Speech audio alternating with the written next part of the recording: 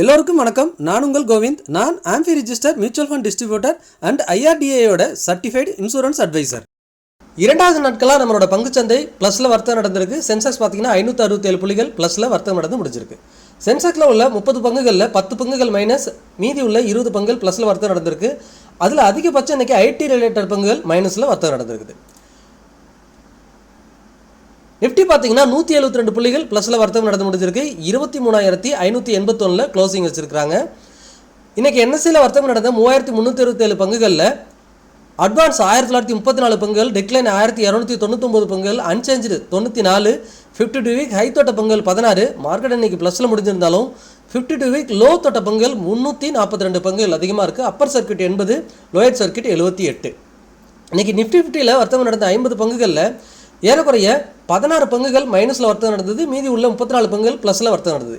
இதுவே Nifty net 50ல் பார்த்தீங்கன்னா வெறும் 11 பங்குகள் மட்டும்தான் மைனஸ், மீதி உள்ள பங்குகள் எல்லாமே ப்ளஸில் தான் வர்த்தகம் நடந்து முடிஞ்சிருக்குது. இன்றைக்கி நிஃப்டியோட டாப் கெய்னர்னு பார்த்தீங்கன்னா internal, Tata steel, momentum, HDFC life, BEL. அதிகபட்சம் 5.5% குறைஞ்சபட்சம் 2.5% வரைக்கும் இந்த பங்குகள்லாம் ப்ளஸில் வர்த்தகம் நடந்திருக்கு.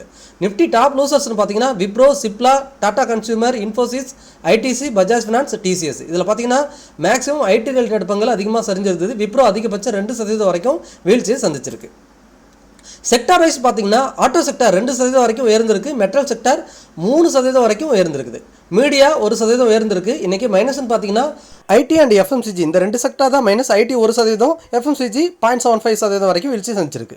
மீதி இருக்கிற எல்லா செக்டருமே ப்ளஸில் தான் வர்த்தகம் நடந்து முடிஞ்சிருக்கு. எஃப்ஐ டேட்டா பார்க்கலாம். எஃப்ஐ பார்த்தீங்கன்னா நேற்று நம்ம மார்க்கெட் ப்ளஸில் தான் வர்த்தகம் நடந்துருச்சு. இருந்தாலும் எஃப்ஐ பார்த்தீங்கன்னா நேற்று பார்த்தீங்கன்னா மார்க்கெட் ப்ளஸில் முடிஞ்சிருந்தாலும் 9,300 கோடி செல் பண்ணியிருக்காங்க. நம்ம 12,500 கோடி பை பண்ணியிருக்கோம்.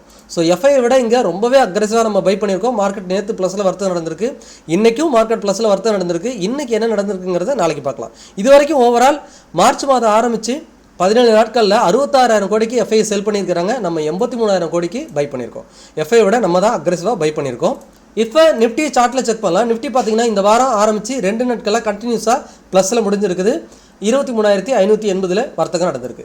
இதுக்கப்புறம் நமக்கு ஸ்ட்ராங் ரெசிஸ்டன்ஸ்னு பார்த்தீங்கன்னா 24,300. இதுக்கு முன்னாடி நம்ம ஸ்ட்ராங்காக சப்போர்ட் எதுன்னு சொல்லியிருந்தோமோ அதை தான் பிரேக் பண்ணிட்டு மார்க்கெட் அக்ரெசிவாக விழுந்திருக்கு. இதுக்கப்புறம் 24,300 தான் ஃபஸ்ட்டு ஸ்ட்ராங் ரெசிஸ்டன்ஸ். இதை பிரேக் பண்ணால் தான் மார்க்கெட் இந்த ஒரு ஜோனுக்குள்ளே போகும். அதுக்கப்புறம் தான் 26,300 பற்றி நம்ம யோசிக்கணும். இப்போதைக்கு மார்க்கெட் 24,300 பிரேக் பண்ணால் தான் அடுத்த கட்டக்கு வரும். அது வரைக்கும் இந்த ஒரு ஜோனுக்குள்ளேயே, அதாவது 22,900 அண்டு 23,400 இதுக்குள்ளே இருக்கிறதுக்கு தான் வாய்ப்பு இருக்குது. இது எந்த சைடு பிரேக் ஆகுதோ அந்த சைடு தான் மார்க்கெட் அடுத்த மூவ்மெண்ட் இருக்கும். வெயிட் பண்ணி பார்க்கலாம். இதுக்கப்புறம் அக்ரெசிவாக பாட்டமில் திரும்பவும் பிரேக் ஆகுதுன்னா 21,900 ஆர் 21,800 ப்ரீவியஸ் லோ தான் சப்போர்ட். வெயிட் பண்ணி பார்க்கலாம் மார்க்கெட் என்ன நடக்க காத்திருக்குன்னு. பட் 2 நாளாக மார்க்கெட் க்ளோசிங்கில் இருக்கிறது ஒரு சின்ன பாசிட்டிவாக இருக்குது. ஆனால் நம்மளோட ஈரான், இஸ்ரேல் அண்ட் யூஎஸ் வாரில் எந்த ஒரு முன்னேற்றமும் இல்லை. இருக்க அக்ரெசிவாக போகிற மாதிரி தான் இருக்குது. ஆனால் மார்க்கெட் வந்து கண்டினியூஸாக மேலே போயிட்டுருக்கு. 2 நாட்களாக நம்ம இந்தியாவுக்கு வரக்கூடிய LPG and gas related ship எல்லாமே அவங்க பர்மிஷனோட இந்தியாவுக்கு வந்தடைஞ்சிருக்கிறதா சில பாசிட்டிவ் நியூஸ்லாம் இருக்குது. அதனால் இந்தியாவுக்கு ஒரு சின்ன பாசிட்டிவ் நியூஸ் வந்திருக்கிறதுனால மார்க்கெட் மேபி முன்னேறி இருக்கலாம். வரும் நாட்களில் எப்படி இருக்குன்னு வெயிட் பண்ணி பார்ப்போம். தொடர்ந்து இதுக்கப்புறம் நம்ம கோல்டு அண்ட் சில்வரையும் கண்டினியூஸாக வாட்ச் பண்ண ஆரம்பிக்கலாம். கோல்டு பார்த்தீங்கன்னா ஒரு நல்ல ரேலிக்கு அப்புறம் இப்போ ஒரு சைட்வேஸ் மார்க்கெட்டில் இருக்குது. இங்கே பார்த்தீங்கன்னா இதுக்கு முன்னாடி 4,600 வரைக்கும் பாட்டமில் அந்த பீக் அடிச்சுட்டு ஒரு ஃபால் கொடுத்தது.